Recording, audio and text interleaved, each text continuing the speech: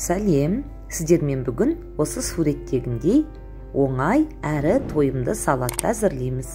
Менің каналыма жазылып, лайк басуды, қоңыраушаны басуды ұмытпаңыздар. Бізге міне осы ингредиенттер қажет. Дайын корей салаты қолдан жасасаңыздар да болады. Ет, менде жылқы еті, орнына колбаса қолдануға болады. Майда корнишон, кесілген шампиньондар, майонез және лимон. Ал салатты әзірлейік.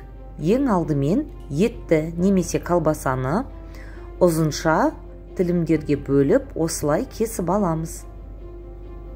Міне, енді корей салатын майдалап бөлеміз. Жеген кезде ыңғайлы болуы үшін. Салатымыз дайын. Келесі корнишондарды, міне осындай майда корнишондар керек бізге. Жұқалап, домалақтап турап аламыз. Осындай жұқа болу керек. Ал енді соусқа кірісейік.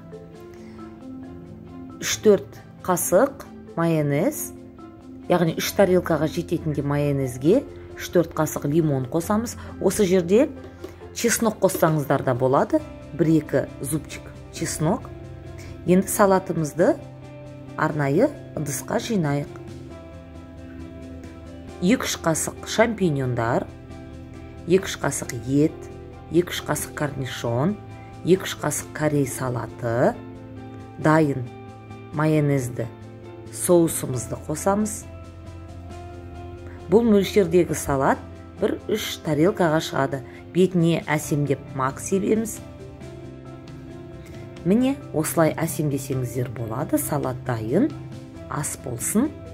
Лайк басып, каналыма тіркелуді ұмытпаңыздар. Рахмет.